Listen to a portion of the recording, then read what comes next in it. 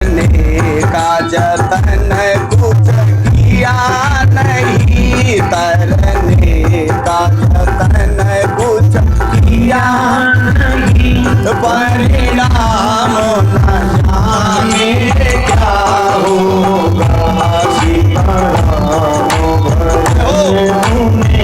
किया नहीं, परिणाम न जाने क्या होगा।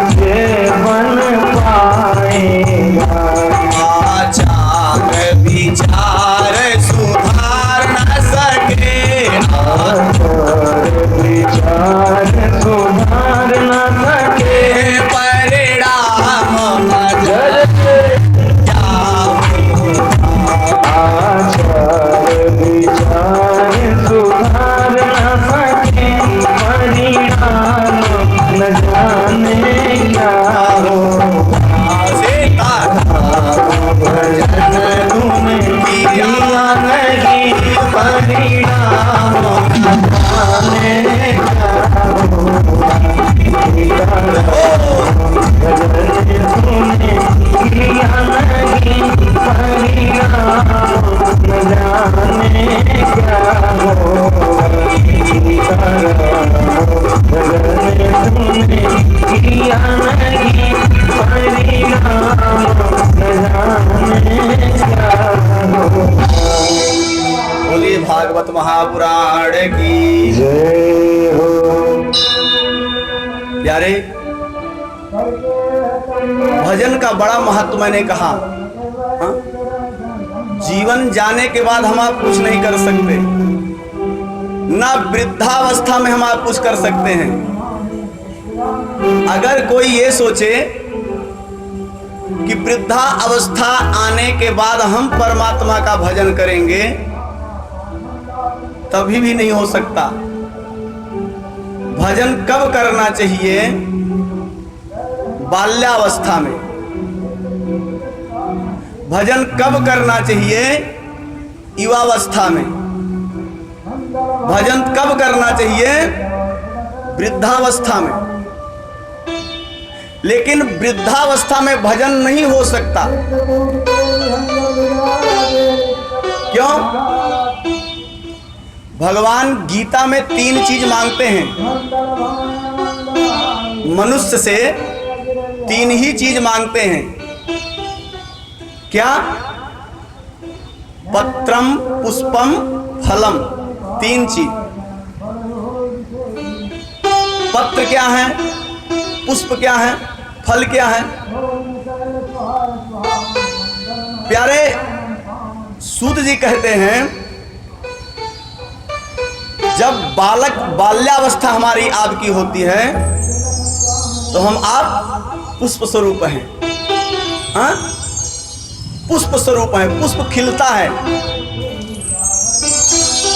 ये पुष्प क्या है? हम आप, हमारा आपका जीवन बाल्यावस्था ही पुष्प है। अगर इसको सुधार दिए तो शरीर में अपने आप सुगंध आ जाएगा। और यदि बाल्यावस्था को हमने खेल में गंवा दिया, फिर युवावस्था आएगा। युवावस्था में हम विषयों में चले जाएंगे, तो विषयों में हम आनंद लेंगे, तब भी भजन नहीं हो सकता। परमात्मा यही कहते हैं कि बाल्यावस्था हमको दो। अगर बाल्यावस्था नहीं दे सकते तो युवावस्था दो। अगर युवावस्था नहीं दे सकते हो तो वृद्धावस्था दो। तो वृद्धावस्था में हम क्या करेंगे? ना कानों से सुनाई पड़ेगा, ना आंखों से दिखाई पड़ेगा, ना वाणी हमारा कुछ गुणगान कर पाएगा। इसलिए भजन बाल्यावस्था में। इसके प्रमाण शास्त्र में मिलेगा आपको आगे। ध्रुव जी ने बाल्यावस्था में भजन किया, प्रहलाद जी ने बाल्यावस्था में किया। इसलिए यह सुगंध शरीर जो है सुगंधित तो हो गया और आज सूरज की तरह चमक रहे हैं। कल की कथा में आप लोगों ने श्रवण किया कि ये भागवत महापुराण जो है, कथा जो श्रवण करते हैं हम आप, बड़े से बड़े पापों को नष्ट कर देते हैं। प्रेत योनि में पड़े हुए जीव को भी ये मुक्त कर देते हैं। कोई संसार में ऐसा पाप ही नहीं है। अगर हम कहें संसार में मनुष्य इतना पाप करने की उसके अंदर क्षमता ही नहीं है कि वो करे और उसका पाप क्षम्य ना हो, कोई ऐसा पाप नहीं। जितने भी आप पाप कर सकते हो करो, पर ऐसा नहीं कि पंडित जी आप कह दिए तो हम करेंगे पाप। नहीं, अगर हमसे पाप होता है तो परमात्मा के शरण में चलो, अपने मन को परमात्मा के चरण कमलों में लगाओ, तो हमसे आपसे कोई पाप नहीं होगा। लोग कहते हैं कि महाराज कोई देखे या ना देखे पर परमात्मा तो देखता है ना, आप करें या ना करें, कोई कहे या ना कहे, पर ठाकुर कहता है, वो देखता है। और जो जैसा कर्म करता है उसे वैसा ही फल देते हैं ठाकुर। क्यों? क्योंकि हमारे ठाकुर के दरबार में सब लोगों का खाता है प्यारे। वहां जो खाता खुला है जिसका, यहां जो आप खाता खोलते ना तो तुम्हें बैंक बैलेंस करते हैं, एटीएम डाले निकाल लिए, हाँ? लेकिन वहां पे ऐसा नहीं है। वहां पे क्या होता है, खाता वहां भी खुलता है, वहां भी माल मिलता है, लेकिन वो कैसा माल मिलता है, ये पैसा रुपया ये कुछ काम नहीं आएगा, ये यहीं रह जाएगा, कागज का टुकड़ा यहीं रह जाएगा। वहां जो जाएगा बैलेंस, वहां जो अकाउंट में खुलेगा वो पड़ेगा, वो क्या है, आपका धर्म, आपका दान जो आप अपने हाथों से करेंगे। तो कहा कि भागवत जी जो हैं समस्त पापों को नष्ट कर देते हैं। फिर महात्म के बाद कहा भागवत में, भागवत की विधि बताई गई कि भागवत कैसे सुनना चाहिए, कब सुनना चाहिए और किससे सुनना चाहिए। महात्म की कथा के बाद भागवत का विधान बताया गया। तो जैसे हम आप अपने बालक के विवाह के लिए पहले से तैयारी करते हैं, सबको निमंत्रण देते हैं, ब्राह्मण के पास जाकर के हम उसका मुहूर्त निकालते हैं, उसी तरह से भागवत जी को प्रारंभ कराने से पहले सारे कार्य करना चाहिए। जैसे हम आप करते हैं अपने बालक के विवाह में, फिर ब्राह्मण को खोजना चाहिए, सात्विक ब्राह्मण हो, संध्या इत्यादि करने वाला, गायत्री जपने वाला, और कोई लोभ न हो ऐसा ब्राह्मण, क्रोधी न हो, ये सब नियम बताया गया। फिर कहते हैं कि व्रत कैसे रखा जाए, व्रत भी करना चाहिए। कहा अगर शरीर में शक्ति है तो आप जो है निराहार रहें, बगैर भोजन के। किसी ने कहा महाराज अगर हमसे बगैर भोजन के ना कर सके तो, कहा फलाहार की व्यवस्था है, आप फलाहार करके जो है व्रत रखिए। यदि उससे भी ना हो, तब उससे काम हमारा आपका ना चले, तो कहा फुल आहार लेके चलिए, पूरा भोजन करके चलिए। हम अपने मन से नहीं करें, भागवत में लिखा गया शतम विहाय भोक्तव्यम सहस्रम समाचरेत लक्षम विहाय दातव्यम कोटिम त्यक्त्वा हरिम भजेत। पहले 100 कार्य छोड़ करके शरीर की रक्षा करना चाहिए। 100 कार्य अगर आपको करना है तो सबसे पहले शरीर की रक्षा करो। अगर शरीर नहीं सुरक्षित है तो आपके वो सारे कार्य नहीं हो सकते। शतम विहाय भोक्तव्यम सहस्रम समाचरेत, 1000 कार्य छोड़ करके स्नान करना चाहिए, पहला काम। लक्षम विहाय दातव्यम, अगर 1,00,000 कार्य है करने के लिए तो कहा इसको करने से पहले अपने हाथों से आप दान करो, वो जरूरी है दान करना। और कोटिम त्यक्त्वा हरिम भजेत, करोड़ों कार्य को छोड़ करके परमात्मा का भजन करना चाहिए। जीवन में सबसे बड़ी विपत्ति उस दिन होती है प्यारे, जिस दिन, जिस घड़ी, जिस पल हमारा दिन परमात्मा के भजन के बगैर निकल जाए। जिस दिन हम अपने शरीर से भगवान का भजन ना करें, जीवन में समझना चाहिए उसी दिन हमारे जीवन में सबसे बड़ी विपत्ति आई है। बाबा गोस्वामी जी ने अपने रामचरितमानस में लिखा है, बहुत सुंदर है। और हनुमान जी इस बात को कह रहे हैं कि कह हनुमंत विपत प्रभु सोई, कह हनुमंत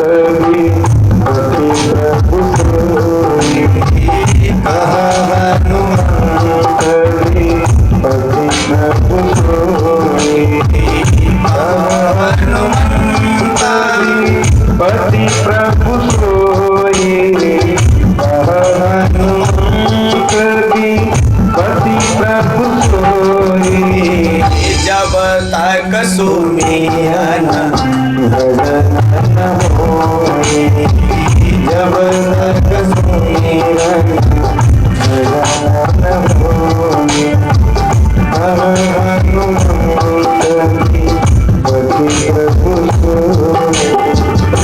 हनुमान जी ने कहा कि भैया सबसे बड़ी विपत्ति उसी दिन है जिस दिन हम भजन न करें। तो भजन जरूरी है। नियम को बताया, ब्राह्मणों को बुला करके बढ़िया से कथा का आयोजन करना चाहिए, मुहूर्त सारे कार्य विधान सब बताया। तो भोजन भी करना चाहिए, भोजन कर सकते हैं ऐसा नहीं। आगे की कथा को प्रारंभ करते हैं प्यारे।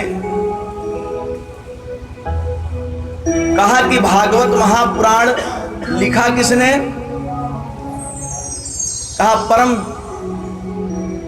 भगवान के 24 अवतारों में एक अवतार जो व्यास जी का था, उन्होंने भागवत श्लोक लिखा, भागवत पुराण को लिखा।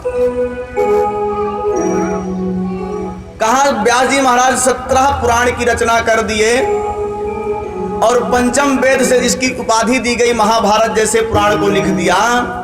इतने लिखने 4 वेदों, एक वेद का 4 खंड कर दिया। वेद पहले एक ही था, फिर उसका 4 खंड किया गया। कहा यह सब करने के बाद भी जो है व्यास जी को शांति नहीं थी, मन की शांति उनको नहीं थी। व्यास जी बड़े उदास थे कि मैंने इतने सत्कर्म, इतने सब कार्य कर दिए, पर हमको अंतःकरण में शांति क्यों नहीं मिल रही। अपने आश्रम में बैठे हुए चिंतन कर रहे थे, विचार कर रहे थे कि हमसे कहीं ना कहीं कुछ ना कुछ त्रुटि है, जिसके कारण हमको जो है ये मन में अशांति पैदा हो रही। लेकिन वो अशांति कहां से हो रही वो जान नहीं पा रहे, ये विचार कर रहे थे। इतने में व्यास जी के आश्रम में स्वयं नारद जी महाराज का प्राकट्य होता है। बोले नारद जी महाराज की। नारद जी आए तो संत का मिलन हुआ। हमने कल बताया साधु नाम दर्शनम लोके सर्व सिद्धि करम परम। नारद जी ने व्यास जी को जब देखा, कहा महाराज आप बड़े चिंतित हैं, बड़े अशांत आप लग रहे हैं, क्या कारण है?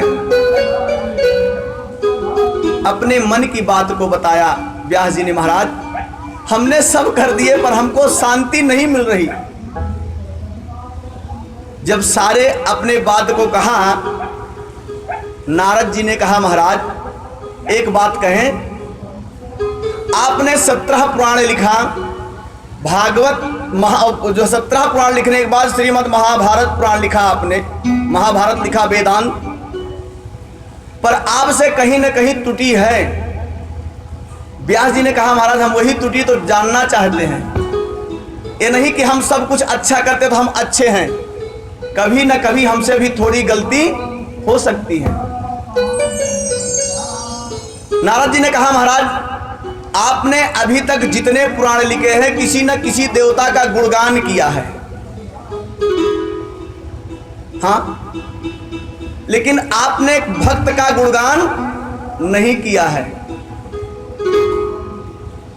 परमात्मा का मान तब होता जब भक्त होता है, और जब भक्त ही नहीं होगा परमात्मा को कौन मानेगा? आपसे यही त्रुटि हुई है। व्यास जी ने कहा महाराज क्या करना चाहिए? कहा आपने 17 पुराण लिखा, अब एक पुराण की रचना और करो। व्यास जी ने कहा महाराज अब हमसे लेखन क्रिया नहीं हो सकता, हम नहीं कर सकते लेखन क्रिया। ज्ञान है, क्योंकि व्यास जी ज्ञाना अवतार हैं, हमने बताया ज्ञान के अवतार हैं। नारद जी ने कहा महाराज अगर आप चाहेंगे तो सारे कार्य जो है वो हो जाएंगे, और आप भक्त का गुणगान करिए, भक्त के लेखन को लिखिए, चरित्र को लिखिए। तो कहा क्या लिखें? कहा आप श्रीमद् भागवत महापुराण की रचना करिए, श्रीमद् भागवत महापुराण की रचना करिए, और उस पुराण में किसी का देवता का नाम नहीं, भक्त का नाम डालिए, किसी नाम से मत जोड़िए। व्यास जी समझ गए और नारद जी बता करके बैठे थे। नारद जी ने कहा महाराज आप जो कह रहे हैं ना, हम अपने पूर्व जन्म की बात बताते हैं। पहले मैं दासी पुत्र था और मैं अपने माता के साथ, हमारी माता दासी थी, वो सब घरों में काम करती थी, बर्तन इत्यादि मांजती थी। हम अपनी माता के कार्य में हाथ बटाते थे। लेकिन हम माता जो मिलती कमा रही थी, उसी में हम अपना जीवोपार्जन करते थे।